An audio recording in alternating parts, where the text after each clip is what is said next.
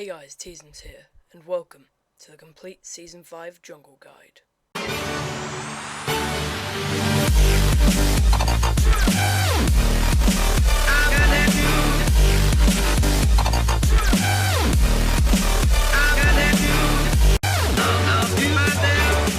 Welcome to today's video.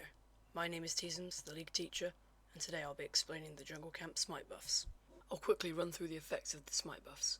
Then I'll go back through them, ranking them as I go, and explaining why I think that they are that rank.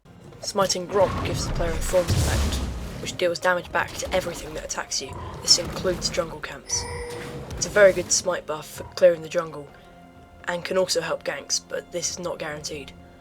It's very useful for your first clear, as it indirectly helps you take less damage from the camps. This is because the camp will die faster, and so not be able to deal damage to you. Smiting the Wolves creates a Spirit Orb, which is a short-visioned, self-moving and self-detecting ward that will stay at the cross-section near the blue buff unless an enemy enters its quarter of the jungle.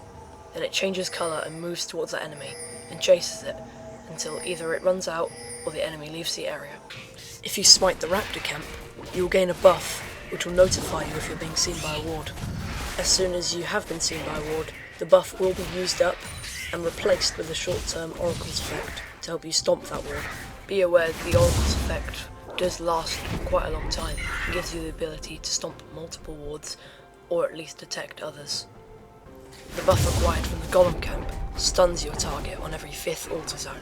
Be aware this only works versus neutral monsters and minions. If you smite the blue buff, you will instantly gain back 20% of your maximum mana.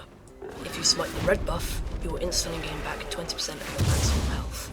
However, your smite will not always be up and available, so you have to prioritise which camps are more important to be smited.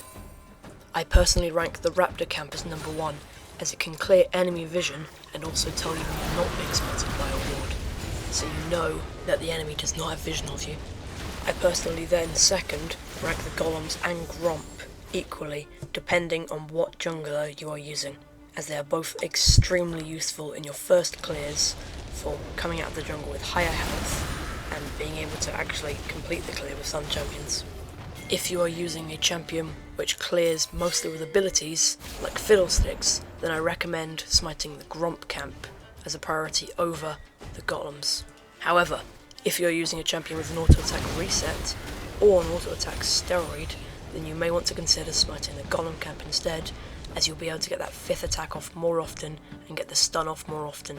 In the late game I find Gromp to be much more useful than Golems though, as the Gromp buff does help in team fights and bullfights, as it does do PvP damage, whereas the Golem's buff only does PvE effects.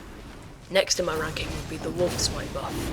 It can be useful for protecting your own jungle from being counter-jungled, but it is also extremely useful if you smite the enemy wolf camp, as then you'll have vision of them while they're clearing you from the wolves if you didn't finish them, and their blue buff, or if they're just walking through the area, which can be very useful to help your laners or you catch out the jungler or just know his positioning so they can play safer. If you pay very close attention to the Spirit Orb from the wolves, you will also notice it moving before it reaches the target. So although you will not know which champion or how many champions, you can at least know that somebody is in that area from seeing the orb detect and move towards the location. Smiting the red buff can also be useful, as regaining 20% of your maximum health really helps early clears. For quite a few champions, smiting the red buff is necessary to complete their first clear. In last place is the blue smite buff. I find that it is too situational, and the effect itself isn't actually that useful, as in most cases if you are smiting the blue buff, you are wanting to get the blue buff yourself, and so you'll be regenerating that mana back anyway from the blue buff itself. The ranking section of this video is opinion based, so bear in mind you may not share that same opinion, and don't just think that smite buffs are the only things you use a smite for. A lot of the time you do need to use your smite to secure the red and blue buff if they're being contested. You also need to have your smite ready to secure dragons and barons. With the new enchantments including Stalker's Blade and Skirmisher's Sabre, there are also other things you can use your smite for, like smiting the champions to help in fights.